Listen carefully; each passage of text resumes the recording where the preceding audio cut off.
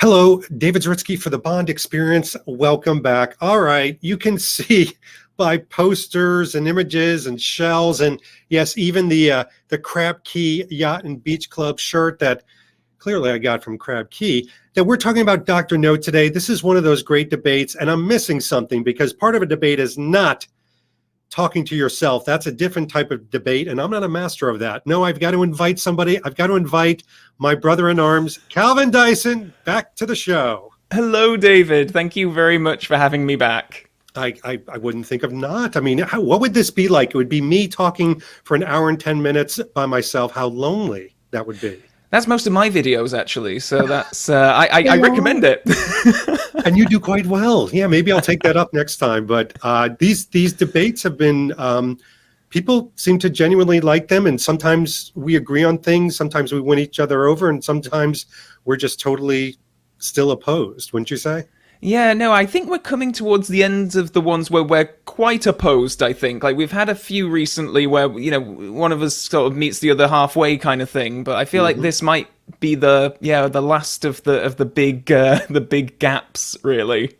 And I cannot believe we're starting just a few seconds in with us even saying that there's a gap here because Dr. No. I mean, as I'm standing here in my display surrounded by these iconic pieces, it's an iconic film, even outside of a James Bond film. So we always open it up with kind of a general opening statement. Talk to me about your feelings about Dr. No.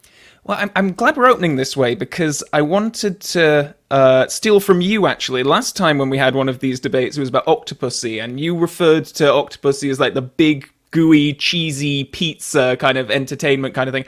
So I'm going to sort of take a different kind of food stuff to describe how I feel about Dr. No, and I'm going to go to ice cream because I love ice cream. I love strawberry ice cream, mint ice cream, banana, chocolate, sprinkles, like sauce, all that kind of stuff. And Dr. No to me is vanilla. It is just plain vanilla. Like, no sprinkles, no, like, nice little sugary toppings, no marshmallows, no anything like that. It's just vanilla, which can be fine. But I like to have more with my vanilla. So that's where I'm at with Dr. No, and I have been for a good long while. And when you watched it recently, you still came away with that same, it's not even French vanilla, it's just plain neutral vanilla. That's it. Yeah, just your supermarket vanilla. Yeah, we're not going artisan with this. We've not got the little pieces of vanilla pod in there, unfortunately. Oh my gosh. All right. So clearly, because it is a debate, I feel different about this. There's something about when I'm watching Dr. No, I have a certain amount of reverence. That's the best way that I can apply it. It's something that I know it's bigger than a movie. It's bigger than the Bond franchise because it's the very first. You know, it's got a lot where it establishes the tropes, which we're going to get into those details. It obviously does the introduction of James Bond. But to me, I really went through the movie this time and tried to find gaps, tried to find missing parts and pieces where I thought to myself, oh, this is where maybe Calvin doesn't get as excited, or this is where it starts to fall apart. And honestly, I just found myself thoroughly enjoying every moment as it took me on the ride. And I've seen this film probably 30 times without exaggeration. Yeah. So I think we've got a debate here. Do you remember when you first saw it? I do. And did you enjoy it as much then? Has it grown over time? So I did, but for different reasons. So Okay. I remember being shown very young child. And again, this is when I was into Star Wars and my father introduced me to the films. And when he said there was all these films besides Roger Moore, he took me back to Sean Connery, and good on him. He started with Dr. No. So when he showed me Dr. No, because I was in the whole sci-fi, 1970s mentality, I approached it as a science fiction film. Ah. So I saw Dr. No and the dragon tank and things like that as almost like this hidden base, with, Sean Connery as like Han Solo, Luke Skywalker. And he had these, women all around him that were kind of like Princess Leia. So I wasn't able to make the translation, but I had fun with eating the ice cream. And to me, it was ice cream. Now, it had sprinkles. I was titillated, I guess you would say, by it. But I never walked away when I was young thinking like, this is a masterpiece. Oh. Now I do. Interesting. Yeah. Huh. So I want to take you through kind of step by step because I've got a different way to do this now. Oh, All cool. right. Okay. Because I want to really use imagery and visuals and take us back collectively. Because sometimes we kind of wax poetic and you go, remember that time when he did this? And so I want us to have, with obviously the people watching, a little bit more of a connection. So we're going to have some imagery. Oh, And cool. of course, we start with the iconic gun barrel. Now, I'm going to ask just kind of visceral pleasure. I mean, this is the very first gun barrel. No excitement there, huh? Oh, okay. I do have to confess that I do love this gun barrel, and I think it's my favorite gun barrel of the entire series. Wow. I know, to start off on a positive, I think the sound design specifically, like the little bloop bloop bloop. It's like it's so quiet as he walks on, and then he fires, and then the Bond theme kicks in all of its glory. It's just, I mean, I think it's a terrific opening to the film. Like that first few seconds, it's phenomenal, really. I agree. I was really wondering where you're going to come with this because I do know that you like the more fantastical, but I actually think this is, the beginning of this, and we're going to get into the titles in a second, but it is kind of a crazy, nutty, gooey, bombastic fantasy play. I mean, literally, even the way he fires his gun, he throws his whole body. Who shoots like that? Yeah. And the little dots and the bloop, bloop, bloop, bloop, bloop. I mean, it's such a sign of the times, but I absolutely adore it too. Yeah. Okay, well, I'm still glad you like that. So far you love this film. yeah, I know. We're only 60 seconds in, but I'm on Team David for the moment. Okay, all right. So here we go. So then, obviously, the music begins, and this is like one of those films that, first of all, there's no pre-title sequence. I mean, it's the only one without a pre-title sequence. You go right to the titles, and the music that we know so well begins. What did you think? Oh, love the Bond theme. It's just, it's brilliant. It's a great way to start the film. It's energetic. It's full of life. I don't know why it then blends into some Jamaican. I don't quite know what it is. And then obviously into the Three Blind Mice song as well.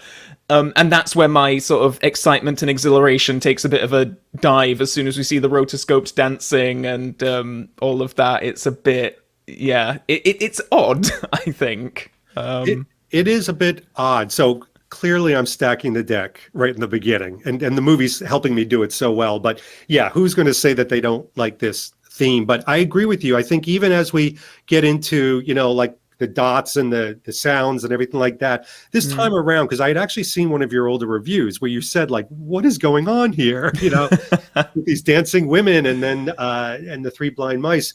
It is a little spastic, I'll say. But I'm wondering if that's a little bit done on purpose. I mean, I know that of the time, things that were a little bit goofy were things that people started to gravitate to. So I almost wonder if that was purposeful. Oh, could well have been. Yeah. I just wish it'd pick a lane. I wish, stay with dots, stay with dancing rotoscoped women, stay with Three Blind Mice against this background silhouette. Just do something. Yeah. I just want a bit more coherence. And the music as well. I think we're going to get into talking about the music a bit later on. I'm not a fan of the music in this film, and I think I've heard some great things out there. I think Warren Ringham has actually been on some podcasts, and he's done some really good discussions, sort of dissecting it and whatnot. But yeah, we'll get into that because I'm not a fan of this score at all. And I dare say, just as a spoiler of things to come, that is where you and I probably will agree. Right. And we'll get to that. But, one of the things, and I really would love your opinion on this, one of the dings I've heard of Dr. No from people is that it happens to be, and maybe this is your vanilla comment coming to life, it's too terrestrial. It's too real. Here we have the Three Blind Mice, and you see literally the lead up to this is that seedy back end of Jamaica. I mean, it's very real. This isn't the beautiful location. You're seeing the streets and obviously the members club, the Queen's Club, which looks a little fancier, but it's very real. It's almost like Quantum of Solace, where you're getting that taste of this is my everyday world. This isn't an escape around locations. Was that problematic for you, the terrestrial aspect? Totally. I wouldn't have. You've actually really helped me articulate an issue there, because I wouldn't have. I wouldn't have pinpointed exactly what it was, but that is an issue for me, and I think it's. I think I have that same issue a bit with From Russia with Love as well. Like, until they get to Goldfinger, where it does become kind of this fantastical escapist entertainment, that's where I really find my groove. But here, no, I think you're right. Like, these scenes, as you're saying, I think later on when we get to the bar where he meets Quarrel and but it has the fight and everything, that it feels very gritty and it feels very real. It doesn't feel fantastical, and I like fantastical. I know you do. And it's so funny, too, because now that we're kind of coming to the end of the major debates, I mean, we'll have other ones with different themes, but I'm looking back on the Calvin pattern. I like that. But you do have a pattern of, obviously, look at Moonraker and Octopussy, the more, grandiose, I call it bombastic, gooey pizza, but this is not that. I would happen to agree. Even here, for example, I thought this scene was almost like incredibly almost Licensed to Killish, in the sense that you've got somebody get shot by his car. You've got obviously three blind mice that aren't their assassins. And then on top of that, you've got some pretty maniacal, dare I say, even for 1962, violence going on. Yeah, she just gets put down.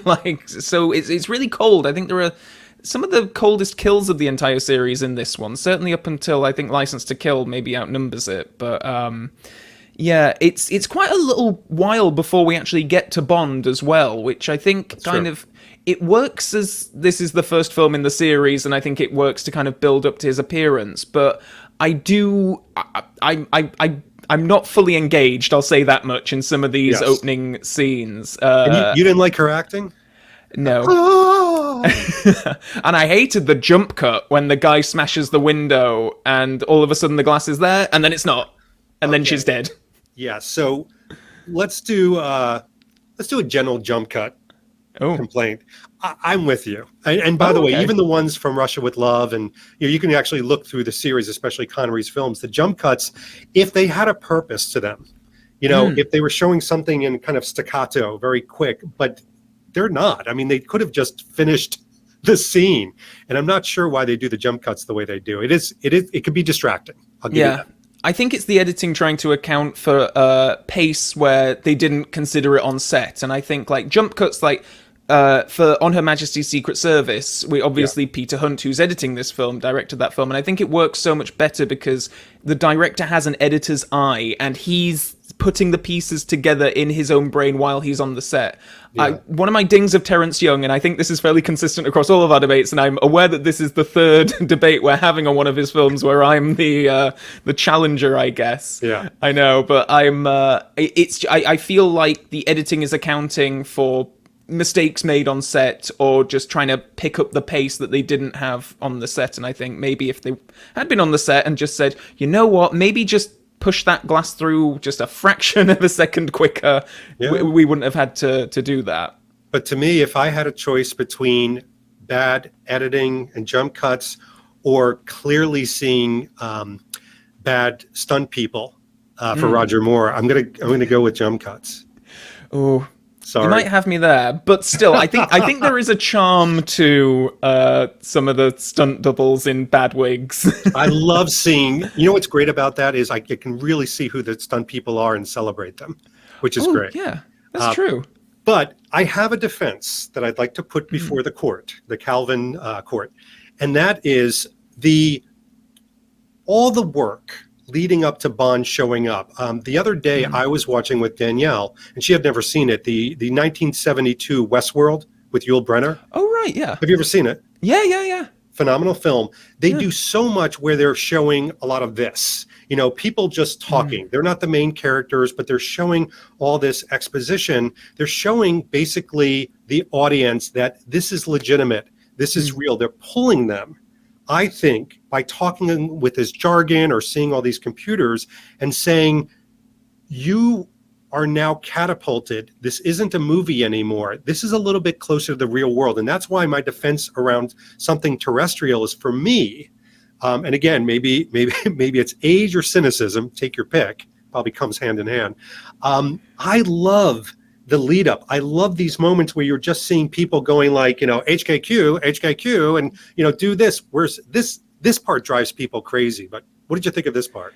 Yeah, I'm not a huge fan of it. I get that and I think you're bang on. I think it's showing like the spy procedural stuff. Like, okay, this is the crime, and this is the trail that it takes before it gets to the foot of James Bond. Whereas normally you just have M bringing him in and saying, well, this is your mission, Bond. Whereas here we're actually following the crumbs of it.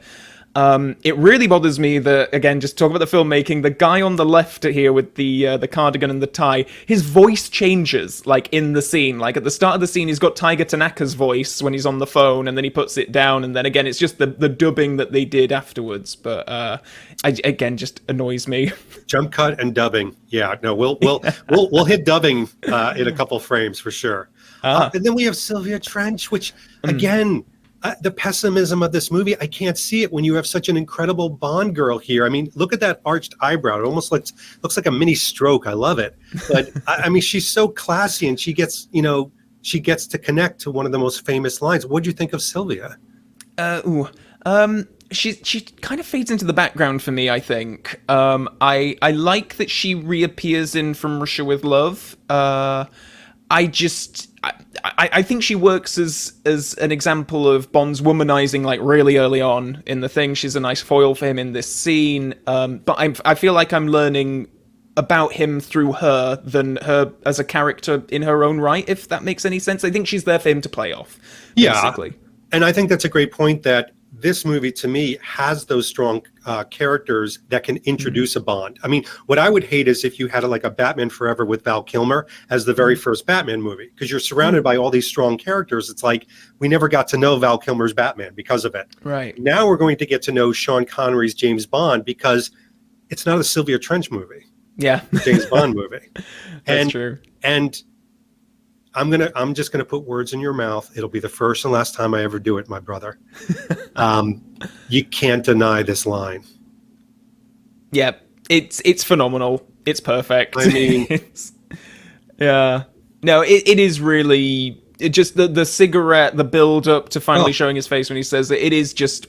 It's chef's kiss exquisite. It's brilliant moment. And this is one of the few films. I know the next one he still has it. He has his own hair. Hair looks great. Everything looks great. Eyebrows look great. From a style standpoint, he's got the Ronson lighter, the tuxedo, 1962, ladies and gentlemen. The tuxedo, he could wear it in 2021, no problem. I mean, so already we begin that this thing could be one of the pinnacles of James Bond's style. Your thoughts? Oh, totally. Like, knowing more about the Bond lifestyle, like, and fans of the Bond lifestyle, like, that's unlocked a new understanding for me with these films completely over these last few years. And this one, like, I do watch them through thinking, like, what does David like about them? This is, like, so, like, I mean, it's, it takes that moment, those moments with Bond, those quiet moments, and where he orders food or drink, or he's, like, in this, in the clothes, he looks phenomenal. I do think of this one as quite, like, top tier Bond lifestyle, actually. Yeah. I'd be curious to know if you think it's, like, really up there for. Oh, I think it's like top 3. Right. I mean, that's how high it is. And we'll get into some more of it, but I'd like to approach the bench again, Your Honor, because yes, come forward. You said something earlier. This is like a real debate. You said something earlier where you thought Sylvia Trench was just kind of, a plaything, expendable plaything for Bond to show his womanizing. But I would like to claim, oh no, I messed up. I love that I'm not editing that out. I love that I'm not editing that out. What should we be looking at? We can visualize it. Well, you know what? I will go and there we go. I'll rip through. So when Bond goes back to his room, she's there. Yeah. She is there. She's the one that broke into his room, not the other way around. True. So I think this is her being an incredibly strong woman, 1962, ladies and gentlemen, and showing that she was the aggressor. Yeah, no, I think there's a moment earlier on that I can't remember who pointed this out. It was a little while ago on Twitter that she's kind of like, in an earlier scene, she's like fiddling with her like wedding ring in the casino which I think is really like, oh, it's such a nice little touch that she's like probably married, but she's thinking about like, oh, maybe I'll That was her go off with wedding this ring? guy. I think so. Someone pointed this out a while ago, and that she's kind of like, yeah, fondling it. Like she's thinking, like, do I just take this off or like what? It's yeah, I didn't it's even know cool. that. All right. Well, I will let you take the womanizing baton back, potentially, as we go to this picture again. Yes. Because, wow, the canoodling that's going under HR's nose, human resources would have a field day. But Oh, yeah. there's something just so wonderfully wholesome. It's the kickoff of the Bond Moneypenny flirting. Yeah. No, it's a great scene. I think, like, I maybe prefer the Goldfinger one a bit more, but this is really up there in terms of, like, yeah, best Bond Moneypenny scenes. The chemistry, like, I do think it's fascinating. Like, the chemistry is right there immediately between these two. It's really lovely and flirty, and Lois Maxwell's just great here. Yeah, love it. He like gives like a little dance with her, and Yeah, no, it's really sweet. Yeah. would you admit that at least the interplay between the two of them is vanilla with just a little bit of like something on top of it, or no? Oh, Still vanilla? I'll concede that. Yeah, Oh, I feel like this is this feels like this is which is good because Doctor No does kind of carry on like it's not Bond's first mission. He's done plenty. These are characters that he's known before, and this doesn't play like a first interaction, which is I think why I like it so much. Thank you. This is another reason why I love Dr. No, and I really noticed it this time. You know, everybody's talking about when Craig goes, they're going to have to do another reboot, and they had a Craig reboot. They had, you know, this is just literally, it's the first Bond movie, and they're not worried. They're not sitting there going, for the first 25 minutes, we have to tell them how Bond became Bond. Yeah. No, they just get right into it. It's his mission. And we've all literally, I mean, I will say it, through the Craig era, have been craving like just a man on a mission. Yeah. And we just have a man on a mission, and here we are. Yeah. Yeah, totally. And speaking of mission, I mean, you've got the first interplay. And let me just, I'm going to volunteer here because I keep asking you first. But I mean, to me, when I was watching this, and again, Technicolor, colors are beautiful. They're saturated. You've got all these colors in the office. You've got M kind of not even paying attention to him. To me, what was great about this scene is when you read the books and you connect to the scene, it feels like a Fleming moment. You know, the jibes, you know, the reflection, the interplay. Was this vanilla for you, or did you like this connection between the two? It was a bit vanilla for me, I think. I agree with what you're saying, though. I think when it comes to adapting the Fleming M scenes to screen, I think this is probably the most faithful as it ever gets. But between these two actors, I like it when there's just that little bit more spice and chemistry, like in Goldfinger, for instance, where Bond kind of snaps back at M and he just like looks at him, and they have those moments. I think this does well to sort of contextualize what their relationship is, and they kind of build on it from here. But comparing it to the Moneypenny scene, which to me feels like they've done this a million times before, and then this is just part of their repartee. This feels like it is the first time I'm seeing it, and I think that's my disconnect. Okay, I mean that's good, and I actually like that because I mean I thought that obviously if we take the sum of the parts, and I love how we're talking about the interactions of the characters because this is about storytelling, so we have to believe in the storytelling. As an individual character, what did you think of this gentleman's portrayal of M in the movie? I like it. I think he does a lot better later on. I mean, he's very stern here, isn't he? And very sort of like cold. Like he gets kind of pissed off in like Man with the Golden Gun, for instance. That's one where he's really angry. This feels a bit.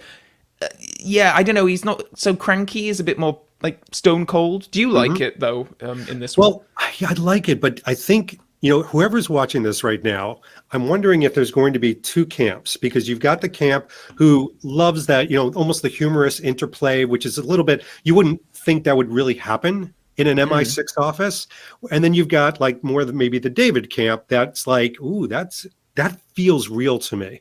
Like to me, I like the more real moments. I love the jabs, of course, and I've come to love the jabbing tropes that we all embrace. But there's just something about the realness of this, and Bond is also a bit stern here as well. Yeah. I mean, he's not doing the little grimaces or the arched eyebrows. And a lot of people ding him for like later on in the movie, almost like shouting, like, get the girl. Like, easy there, buddy. Yeah. Just a movie. Yeah. All right. So we talked about her. Now, listen, who knew that good connectivity with a light bulb and a camera was based on licking it?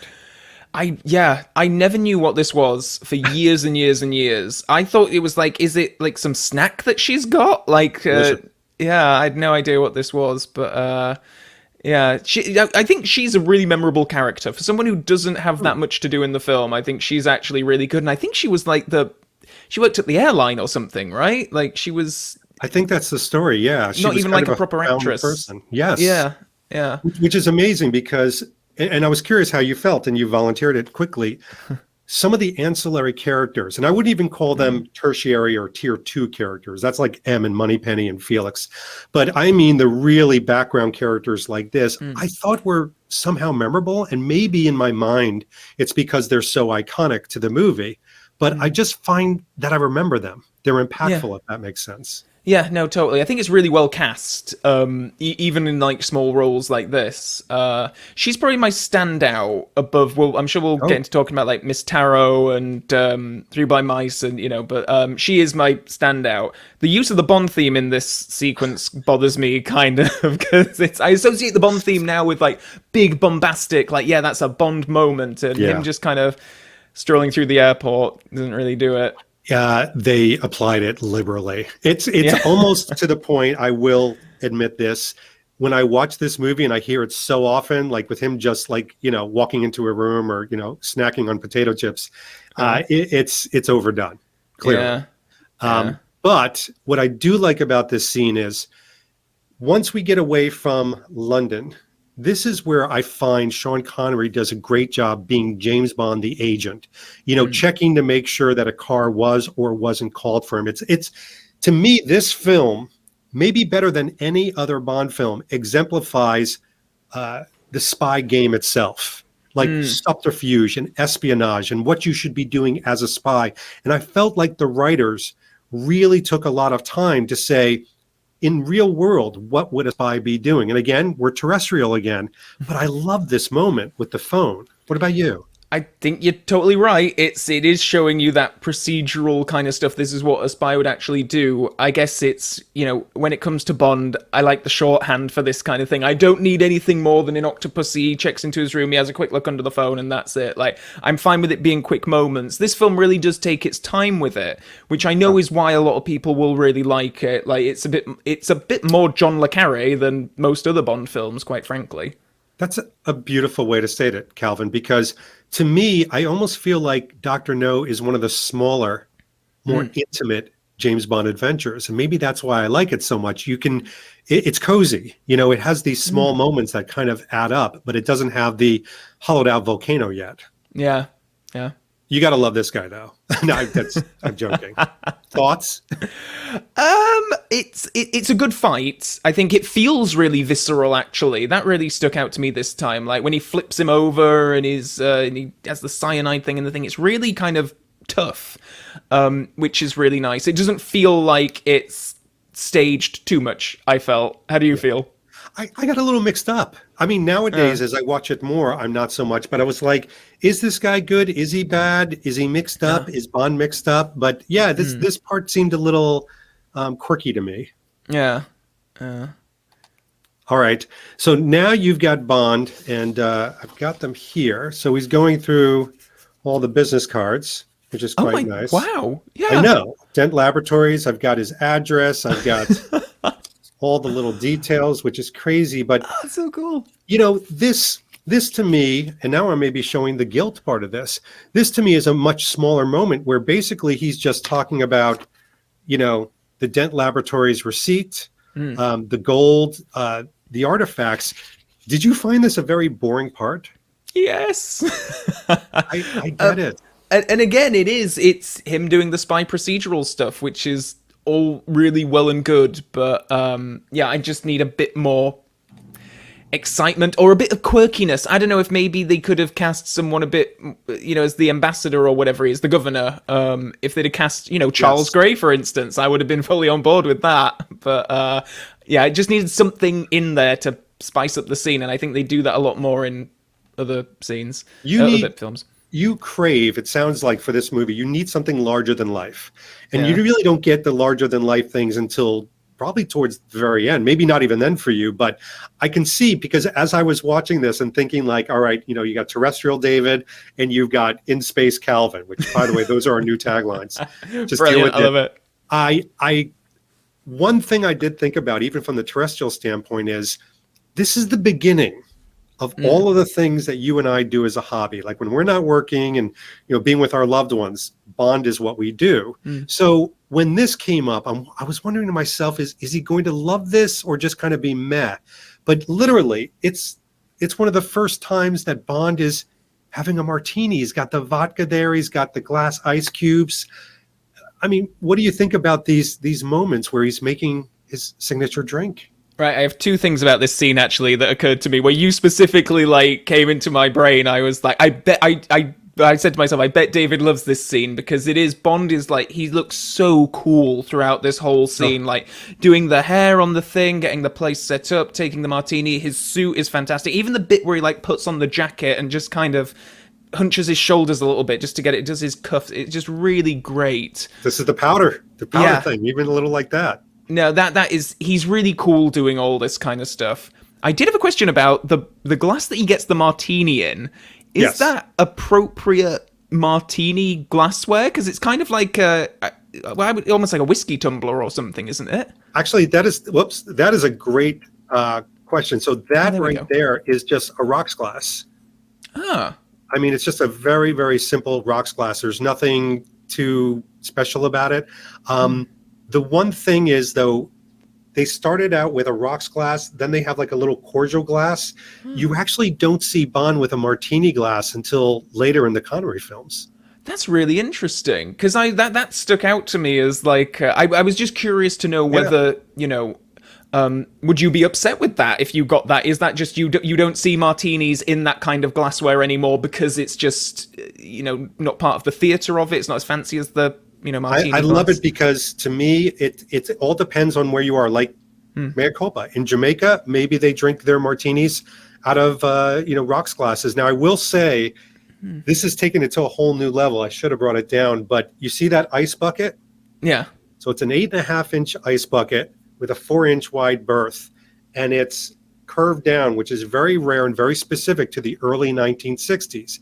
How do I know this? Because it took me a year and a half to find the same exact one on eBay, and I finally have it upstairs. So whenever I have my drinks, it's only that big. It's not a big ice bucket, but that's how much I love this scene. The scene is, to me, could do no wrong. I knew you'd love it. Yeah. So this is Bond, one of the best sort of Bond character scenes for you. He's using the hair, he's using the powder. I mean, he's got all these things put together. So even by the time, he's sitting here with this wonderful slimy lizard of a gentleman, I feel like I know Bond. I feel like he's a gentleman's spy.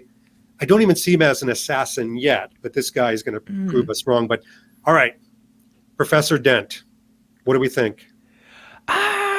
I'm not a big fan.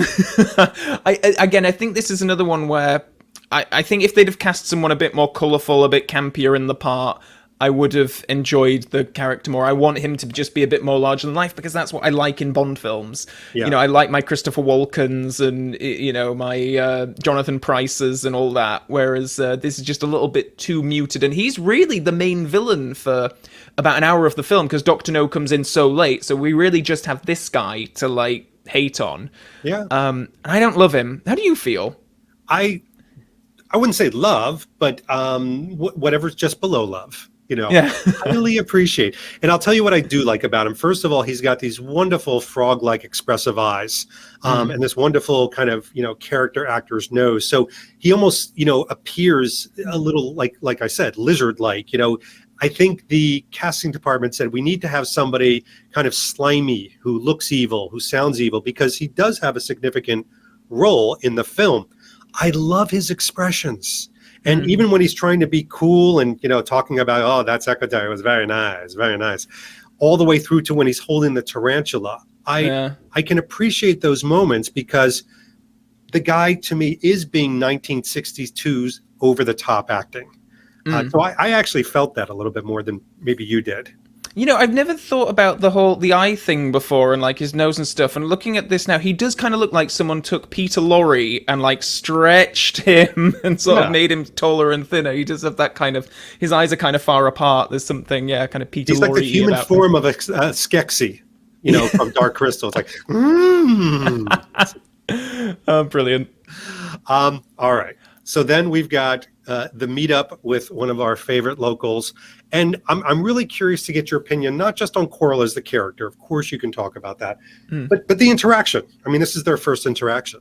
It's very it's because they do this quite a lot in the series in the future, where Bond meets up with allies, he's not quite sure if they're an ally or not, and then they have a bit of sort of tete-a-tete, and then they you eventually find out that they're friends. And I didn't like that moment later on when they have the bit of a fight and then they suddenly get up and shaking hands. I like this scene because Quarrel's sort of, he's not giving away anything, he's just snapping back at the guy. I love Quarrel. I think he's one of my favorite characters in this thing. And I do like being just there on the location. This is one of those things, a bit like Thunderball, where it's just nice just to look at the scenery and where this place in time. I do really like this scene, actually. I like the dialogue. How do you think? What do you think? I'm going to totally surprise you. You ready? You're going to get a point here. So there are some things I like about this scene. There's some things I don't like. I like the interplay. I like that they made Quarrel a cool character. He's as cool as Bond. He's like, that there's the Caribbean.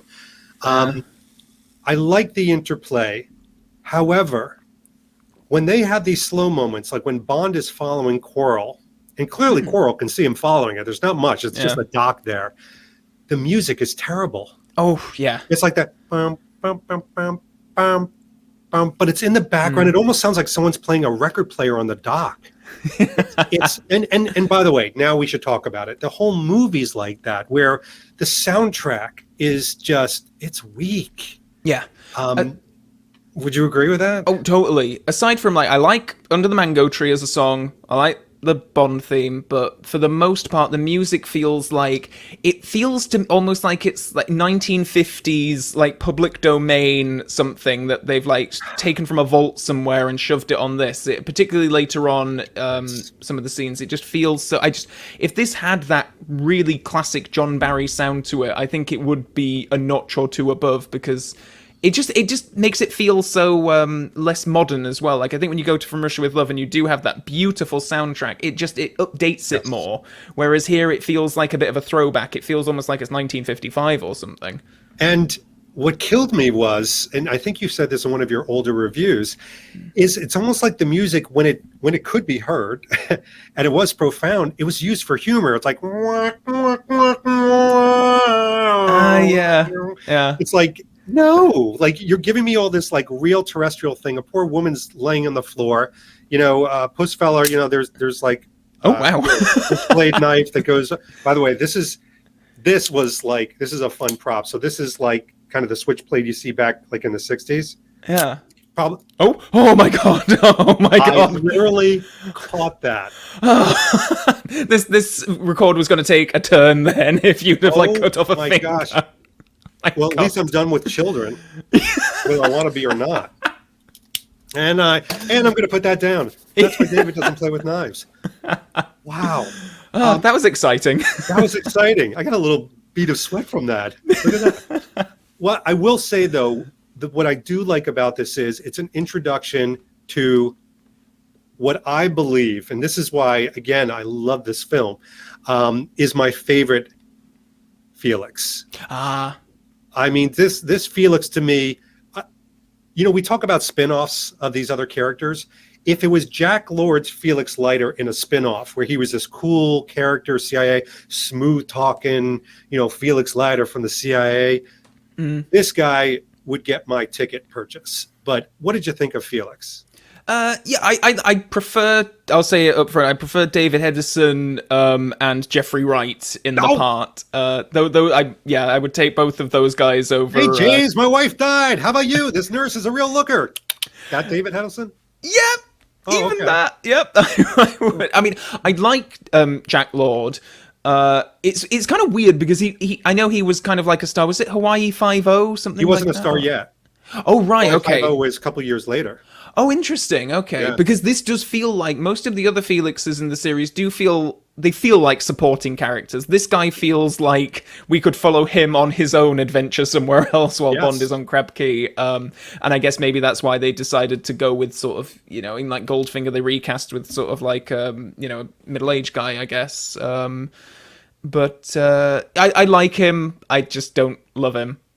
I hear you, and I know he gets dinged because he doesn't do a lot. I mean, he kind of assists Bond and delivers a package and does all these other things. But what I do like about his interaction, and it was interesting, maybe you could help me explore this.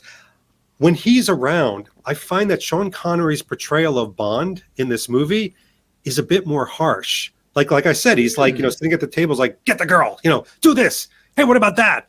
How do you know that? What's in Crab Key? And it's like, meanwhile, this guy's like, hey, James, you get measured for this. Same place I probably did as well. So I'm wondering if there was a pivot or a turn somewhere in the film where they said, you see how that guy's acting, Connery? Do him. Yeah. No. You know what? That maybe even is like a subconscious thing on the part of the actors. Like, obviously, this is Sean Connery's sort of. He'd starred in a couple of films before, but this like big action kind of role. And maybe a part of that is subconscious. Like, he's trying to sort of be the tough action hero type when there's this other guy who, like, if Connery, fell off a boat and didn't come out of the water, maybe they'd just say, right, Jack, you're Bond now. Can you do an English accent? Like, Jack Lord is that kind of, like, they are kind of toe to toe. He was plan B. He was like, some of the Americans and Burt Reynolds and stuff like that trying after the play. Who knows? Yeah. Who knows? Yeah. All right. So now I'm going to go, and you got to give me some topping on top of the vanilla for this next visual, because it's hard to deny the sets. And in particular, this is such a beautifully wonderful, almost historical scene. What'd you think? Well, I love the set. I think the set's awesome. It's doing so much with so little. I mean, we'll see a similar set coming up in No Time to Die. If you've seen the trailers, obviously this I don't even know what you'd call it, this grating. Spherical, whatever it is. It does so well. No practical purpose. The rain comes right in. Yeah, no, exactly. But it does so well to make it, because it looks like a grate that you'd see on, like, in a street or something, and it just works to subconsciously almost make Dent feel so much smaller. He feels like he's been shrunk down and he's suddenly in a sewer somewhere. And I really like it for that. You love it as well, I guess. Love it. I mean, the fact that, and I was watching it literally leaning in this time around, because he's got that little chair he's got to sit in. Like, he's this big gangly, Skeksis sitting in this little tiny chair with this big thing above it. And even the voiceover, the Dr. No voiceover, where you finally, hear him with the whole, like, pick it up, pick it. I mean, you feel Dr. No losing his patience and the horror that he has now. Mea culpa. I understand now, 2021, tarantulas are harmless creatures. Maybe you can get a rash from their hair or spines. But I can imagine 1962's audience being absolutely horrified by this. Yeah, I mean, I probably was, like, when I was a kid. Like, I mean, this bit's creepy. I think the bit later on when it's in Connery's bed is kind of, I mean, it's a bit of an eye roll moment for me now, because it's like, like, I used to have a tarantula, and they're quite placid, like, docile, like, or at least mine was anyway. You leave it alone, it's happiest if it's just in its little cave waiting for food. Right. And they're certainly not gonna, like, bite you and, kill you in 10 seconds or anything like that. So just that whole scene just plays too comedic for me now. I can't really take it seriously. Do you think that if you didn't have the unfortunate experience of owning a tarantula, that you might have been more creeped out by it? Because you were knowledgeable about it. Yeah, I like I say, when I was a kid, I think I was fairly Yeah. creeped out by it. But I You mean, know better now, damn it. yeah, if it was one of those like horrible, like, huntsman spiders, or like Oh you yeah. could see some of those Australian Or ones that are Brown really Recluse or Black Widow. right. Black Widow, yeah, like that would be creepy. Tarantulas, they're kind of furry. They're almost like mice, so I don't mind them so much. Not feeling it. Not feeling it like you are. I am going to bring it back. So Bond comes back to his room, and again, I know my whole defense centers around a column and a theme of like terrestrial moments, but I love this moment where he goes, he smells the vodka, he suspects that it's poison, gets a whole other bottle of vodka Yeah, from the bureau. yeah. You know what?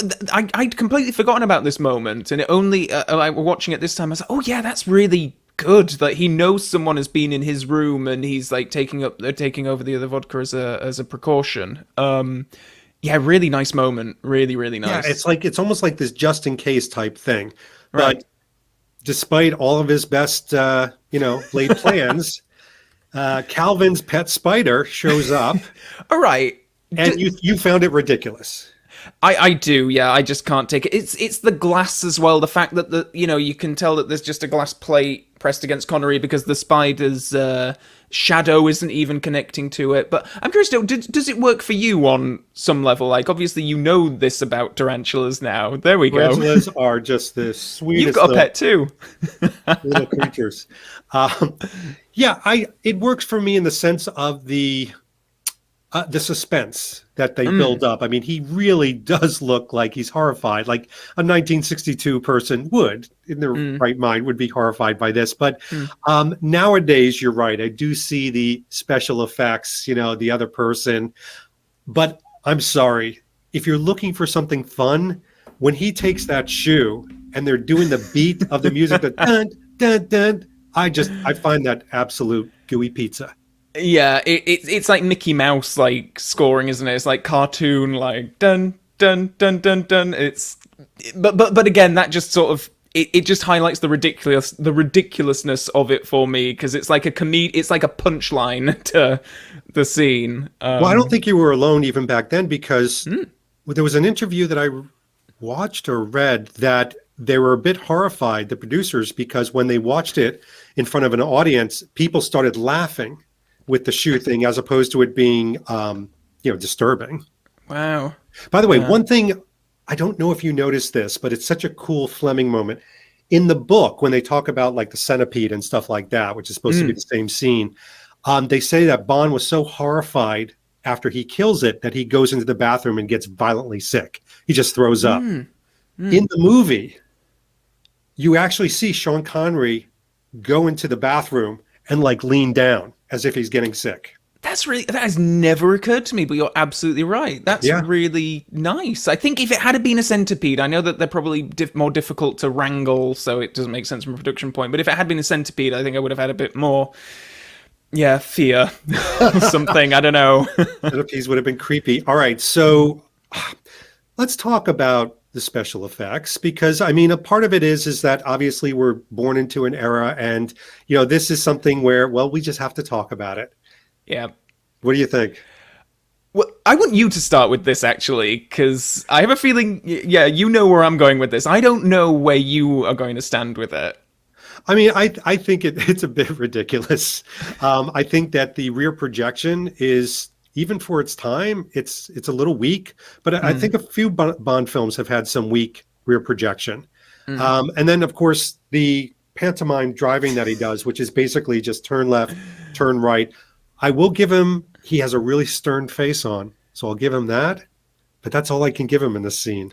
He's committed to it, but I don't know if that makes me like it less. Like, I don't know, like in later Connery performances, you do get this sense of it's not quite tongue-in-cheek. He's not quite raising an eyebrow to the audience, but it is like, it's like some kind of subconscious way of translating to an audience, I'm in on the joke with you. And here I think he might be playing it just a little bit too earnestly, and that's one of those scenes where I feel like it's just it just hasn't aged well. And I think there are like dodgy back projection moments in the series in the future as well, right up until like A View to a Kill. God, they have some really horrific moments in that. But here it's because there's just these prolonged shots of him reacting to the thing behind him, and perspectives are all weird in places. It's Yeah, not a and fan. because I think about this even from my son's point of view when he watches some of these movies of like, oh my gosh, you're so used to nowadays these wonderful special effects where you can't really tell what's real and what's not.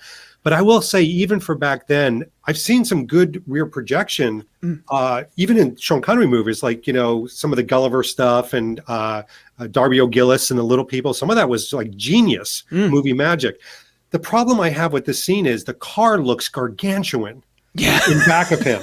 The car looks like the size of a semi-truck, and it shouldn't look that big. He looks like he's like a little miniature person driving. Yeah, no, I think you're totally right. Like, and I do want to sort of make that clear as well. I don't think we're being snobbish about the effects here. I think we know, like, we can contextualize a film to its time, and this is what they had to work with and whatnot. But even for the time, like, it wasn't that great. I've definitely seen rear projection and these kind of effects used much better, and sometimes it just seamlessly fits in. But here it just doesn't work. Look at Wizard of Oz, 1941, 1942. I mean, 20 years earlier, does rear projection better. Yeah, so totally agree. All right. Sorry, producers. All right. Now we're going to go for some, let's go into some really authentic cultural moments. I think it's time because, nothing says, Chinese culture like this woman right here. What'd you think about Miss Taro?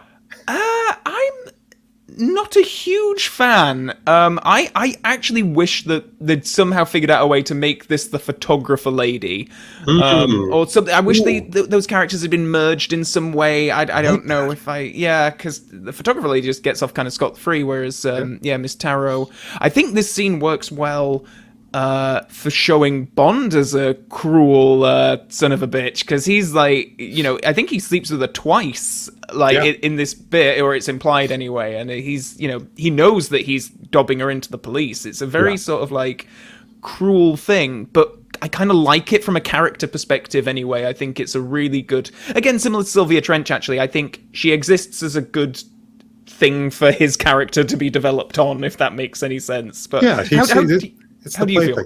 Well, I think she's a beautiful woman. I should say that. I do think that they kind of pushed the lines of cultural movement here, because I know that Doctor knows, whatever you want to call them, subordinates like her, are supposed to be a Chinese mix of different ethnicities and culture. She's not. I mean, she's Caucasian, Occidental, whatever you want to call it. Even the fake eyelids and putting her into the kind of Asian clothes, they pushed really hard. I also don't think she's a great actress. Like when he comes into the room and she goes, I'll call you back. Even for 1962 is a little too over the top. I do like him in these scenes, though. I will say that Sean Connery, to me, saves a lot of the weaker characters and weaker actors in many of the films. And this is one of those moments where I do like these moments because he's just so cynical, like the pulling of the towel and, everything about it. He plays it so well. I think that's a really good point, actually, that he does bring out, like, he elevates just every scene that he's in, like, just by virtue of being there, because he is so good. I know that, people like to point to Timothy Dalton a lot as being sort of like the Fleming version of Bond, but really, I think Connery in this one, he's, like, really, I think he's up there. I think he can challenge Timothy Dalton in certainly this and From Russia with Love. I think if he'd only done those two films, we would think of him as Fleming's Bond before they did go a little bit campier with Goldfinger and onwards. I agree. Yeah. And maybe that plays to the more seriousness of it. Love her. That's a brilliant still. I love the still. I had to include it. I didn't even care my voiceover to it. I just, with the hair up like that and the face, I mean, I know she doesn't appreciate that we didn't like her portrayal, but, well, that's how she reacted. Yeah. Spits in his face as well, which is a real, like... Ooh. No. Well, I mean, the women are feisty. Think about this. Sylvia Trench breaks into the room. The photographer rakes Quarrel's face, and she spits in it. These are not weak women. I'm sorry. Yeah, no, you're absolutely right. Yeah, and they get off scot-free as well. Well, not scot-free, maybe. She's going to get in jail, but, Yeah. All right, now a slow moment, but a big moment for me. All right. You've got, him. He's playing solitaire. He's got his drink. He puts on the record player. Again, to your point, well pointed out, Calvin. Everything's very methodical, very real, very authentic. But what did you think about this scene? It is brilliant, isn't it? I can't go against it. It's just, and again, I think actually your point about Connery elevating like the scenes where he's playing against other actors, I think that's very true here as well. Actually, I think Dent is playing it maybe just a little bit too weaselly. I don't know. There's something about it's like really obvious that he's trying to like drag the gun along the thing. Connery is just so cool. He's just so calm, collected. Yeah. When he shoots him, it's brilliant. It's character defining, fantastic stuff. Thank you for saying character defining, because to me, if the audience from 1962 or 2021, I don't care, had any question of this man's character and what he will do for Queen and Country, it's gone now. Yeah. I mean, literally, he shoots him and then he shoots him again. I mean, the multiple shots where he shoots him. Yeah. I mean, this is not, to me, this is them going, this is not the guy in the white hat rescuing the woman from the train tracks. This guy's lethal and he's a bastard. And he's an anti-hero and he's fallible. And to me, that is such a defining moment.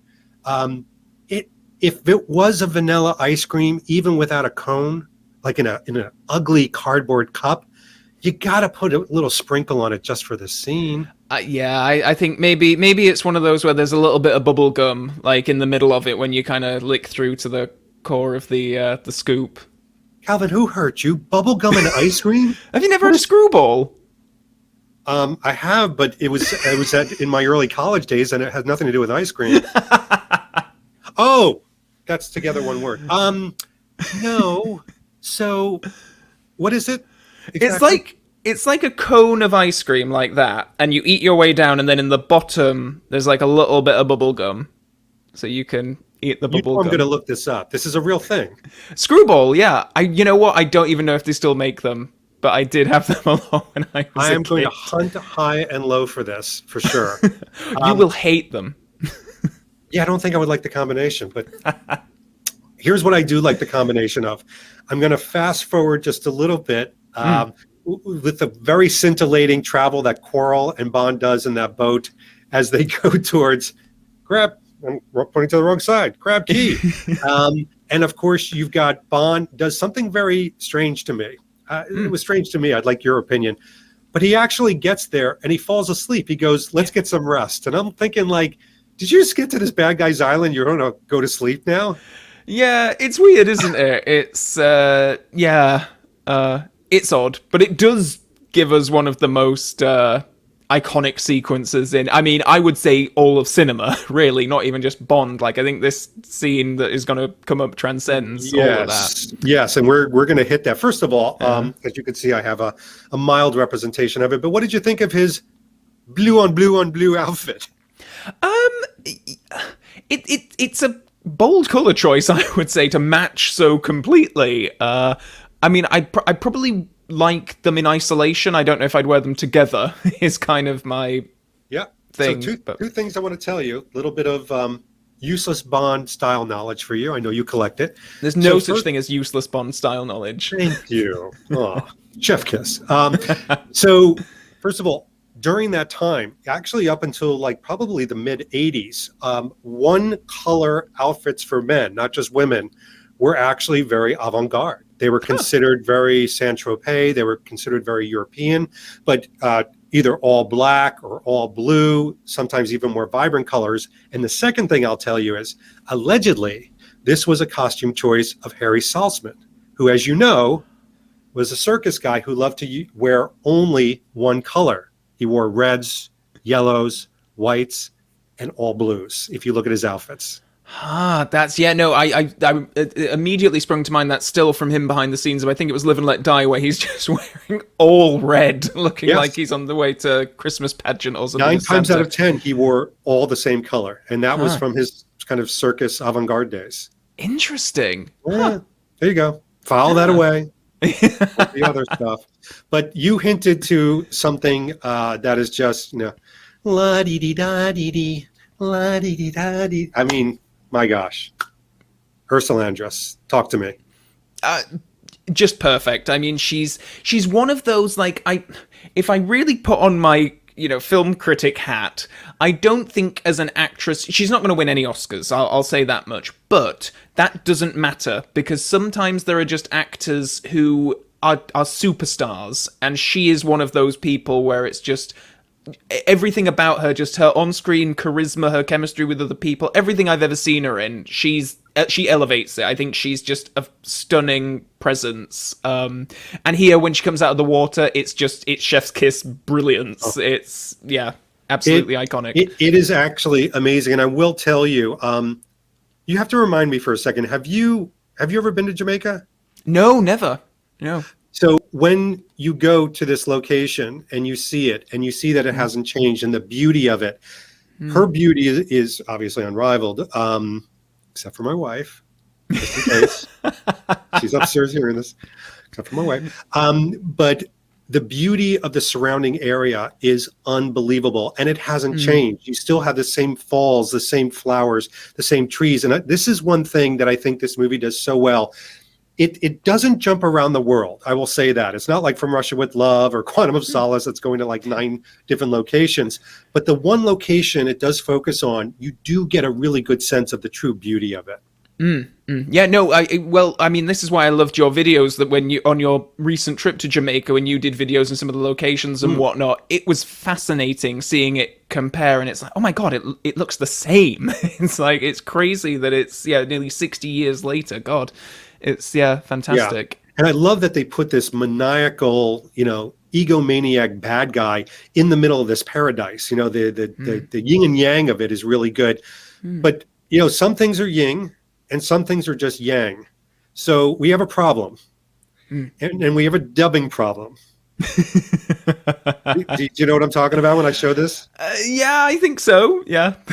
The poor guy, he's saying, "Well, get the dogs," and then he puts down the megaphone. And his voice is a permanent megaphone. Yes. It is crazy batshit stuff. Yeah, you could have had the batteries turned off on that thing. It wouldn't have made a difference. Like, I feel like somebody said, Jeff, his name's Jeff. Jeff, you don't need the megaphone. Your voice just naturally resonates throughout the water and onto the beach. It's fine.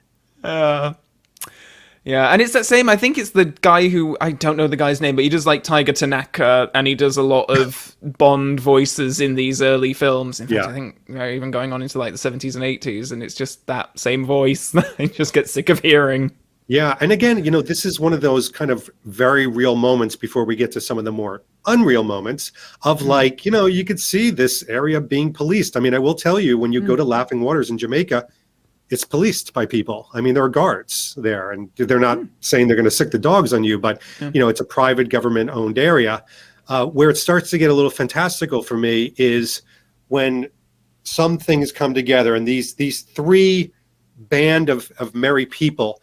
And I wanted to ask you, from a film goer, I mean, you and I have talked about Hitchcock and some of the greats.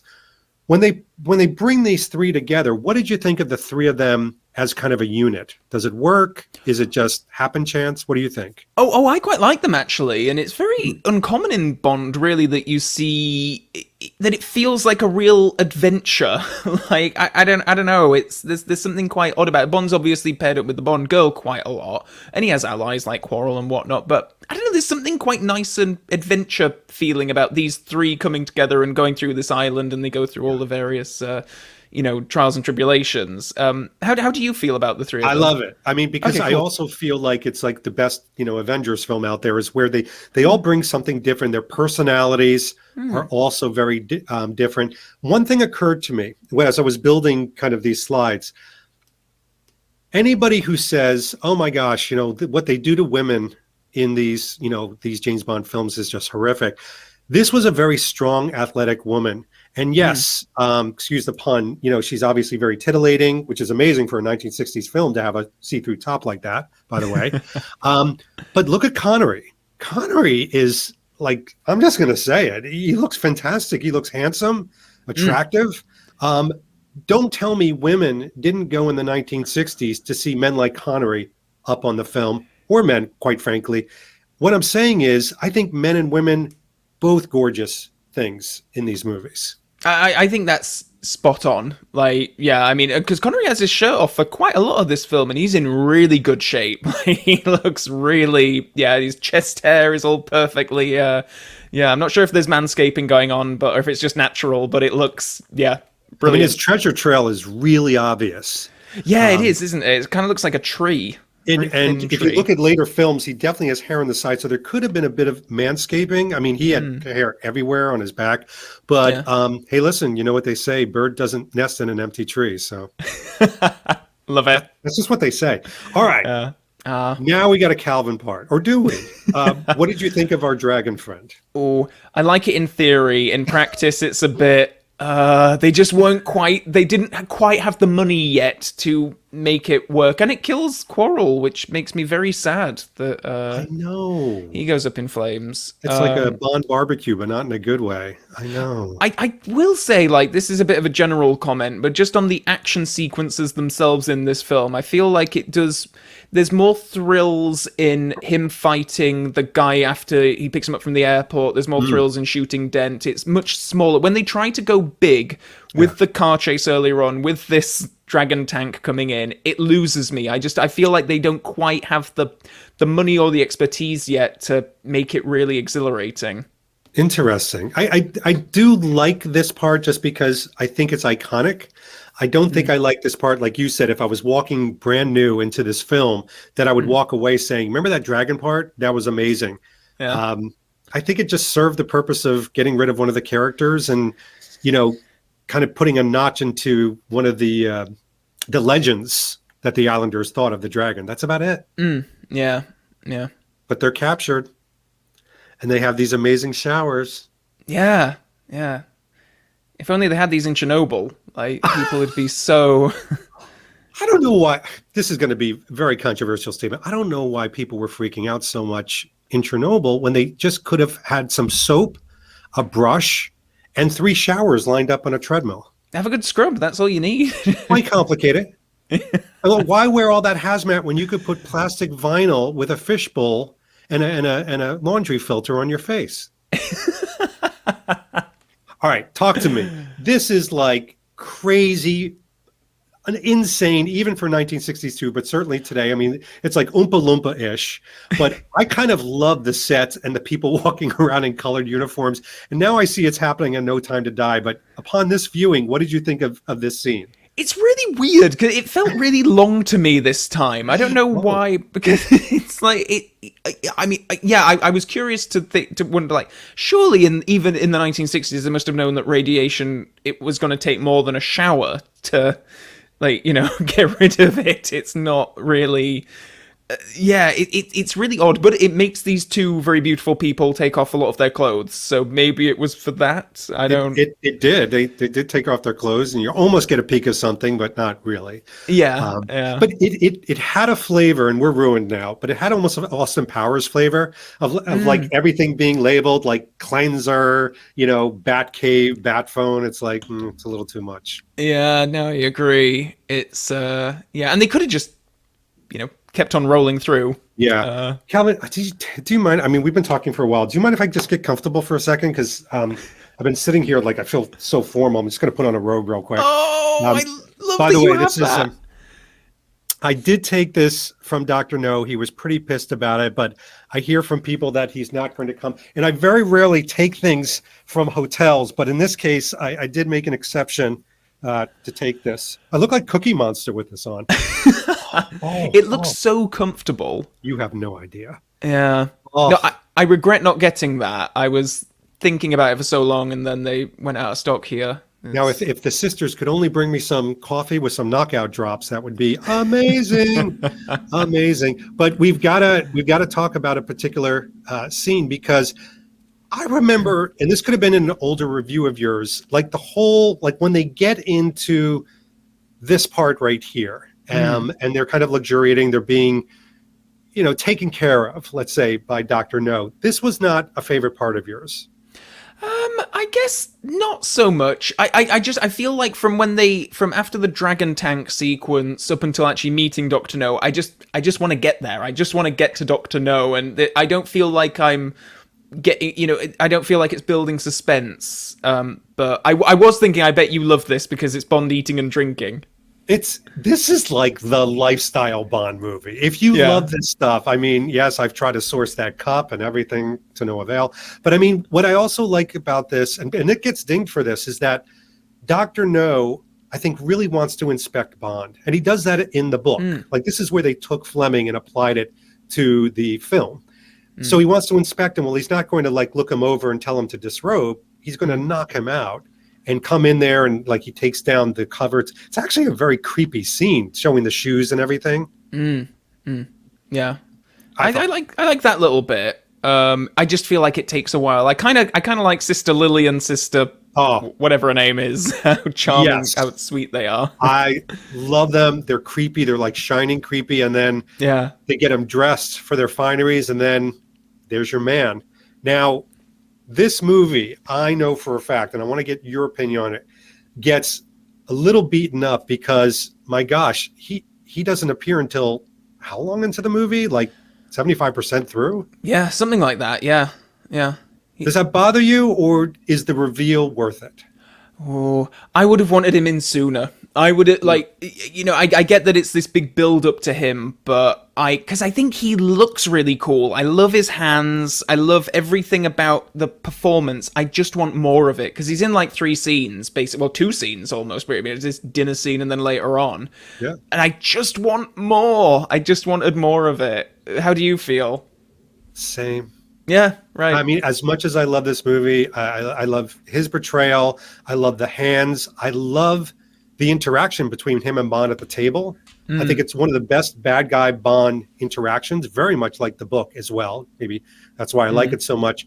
But I'm craving more. And then all of a sudden, very shortly, he's kind of gone, which we'll get to. But and he's dismissed. It's like, here's this tyrannical, maniacal genius of a maniac, and he's gone very quickly.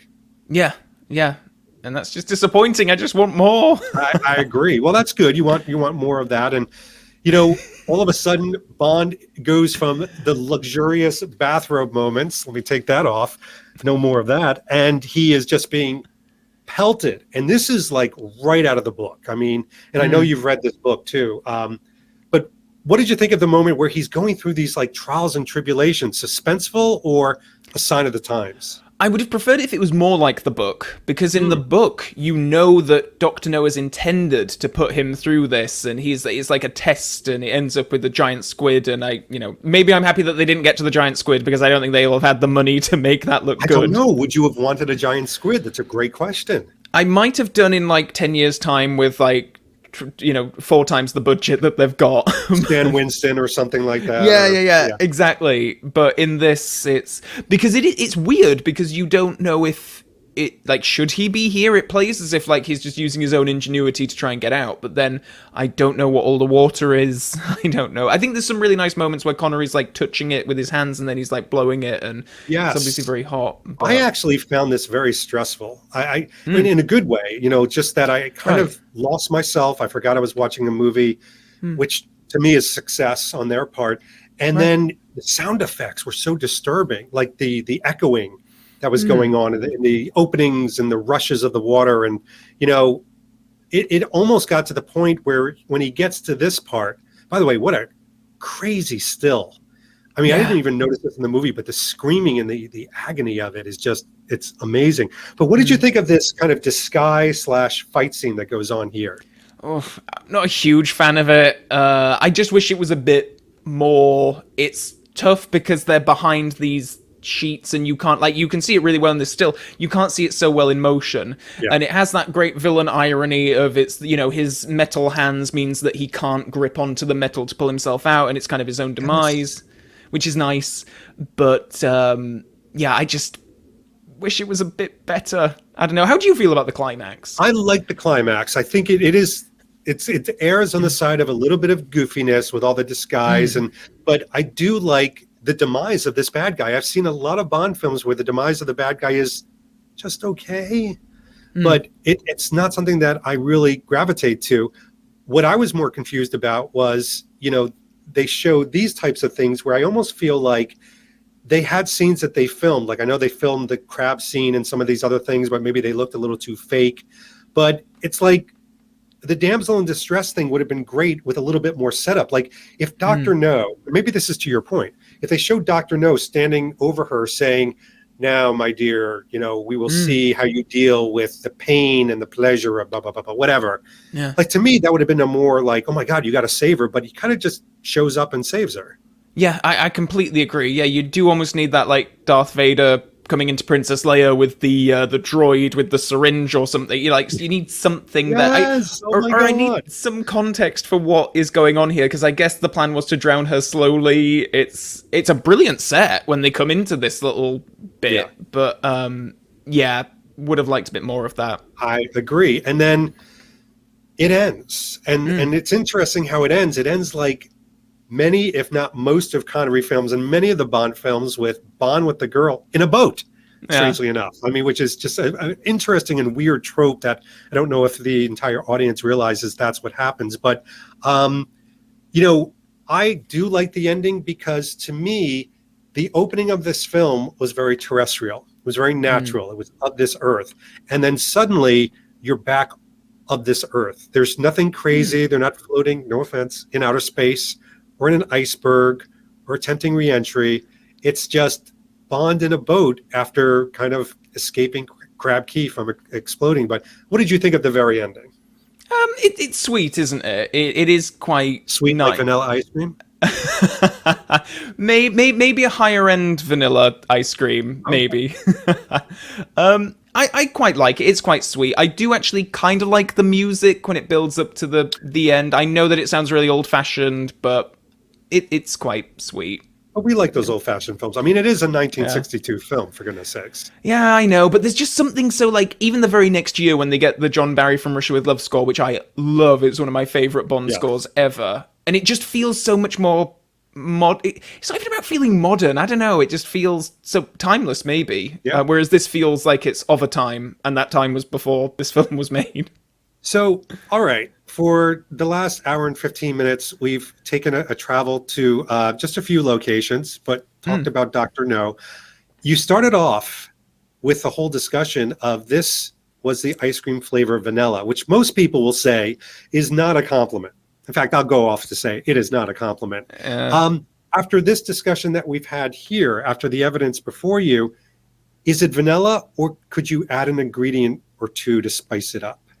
Oh, there could definitely be an ingredient or two. I think my big takeaway, though, is that for a film about setting up a character, creating a character, establishing a character, it excels so much. Like Connery as Bond, the suits, everything he's doing, and I guess it does lean more into the lifestyle angle of it, but that also just helps to establish who this man is and what he likes and what he does and all that kind of stuff. And I think it really excels in that capacity.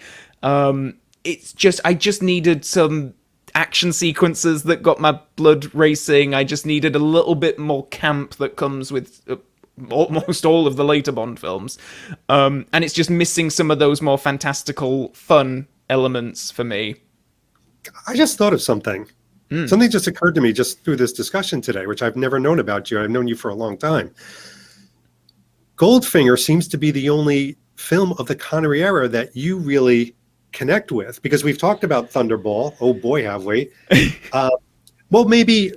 Oh my gosh! You Only Live Twice. You Only Live Twice. I do like that one. That's my second favorite Connery. Okay, does the big giant volcano save it? Love it. Yeah. And brilliant. Blofeld, probably, because he's so over the top. Yeah.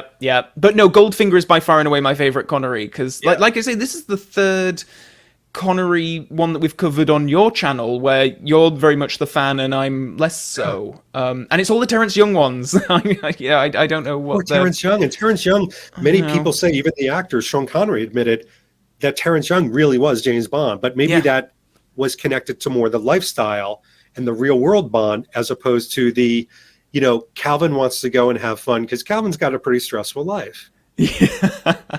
Maybe. I feel like Terrence Young he has a brilliant, and this is true of what I've seen in his other films as well. I think he has a great eye for character.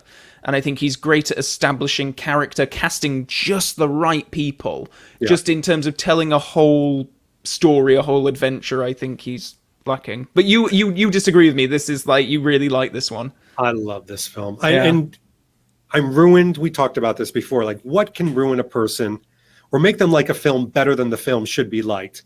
Tomorrow Never Dies, I've talked about it. Quantum of Solace, I talked about it. It's the surround sound. So being in Jamaica, seeing the locations, to me, if you sort of like Dr. No, if you go to Jamaica, you will leave with a better appreciation just because you feel like Bond in Jamaica. So it does transform you somehow. Oh, that's interesting. Yeah, it's wild. No, I'd love to get there someday. We're working on it. Working on it. Stupid pandemic. Calvin, thank you so much for doing this. No, thank you, David. This has been brilliant. Thank you for being Sherpa, guiding us all through the film. I really like this format. It's fun, right? Yeah, no, it's really good. A little more visual. And here's the little cheat. I hardly have to do any editing. like other than putting a picture of what a screwball is, I'm done. I could post it tonight, for God's sake. Brilliant. Yeah. Calvin, thank you very much. And I'll look forward to speaking to you about our next debate that we do. If it isn't even a debate, we'll see. Yeah, I know. I think we're overdue some Pierce Brosnan talk. I think we haven't. Everybody says that to me. We need to do Pierce Brosnan. I think Die Another Day may be on the docket, but we'll talk about it. Yep. I don't know if we start with that. Anyway, this has also been David Zaritsky for the Bond Experience, and we'll see you all real soon. Take care. See you. Thanks for watching this episode. If you want to be up on the latest from the Bond Experience, just click on this subscribe and subscribe to our channel. You're going to get all the latest and greatest information, plus some exclusive content. And by the way, speaking of content, here's something especially for you, just because we know you. Talk to you soon.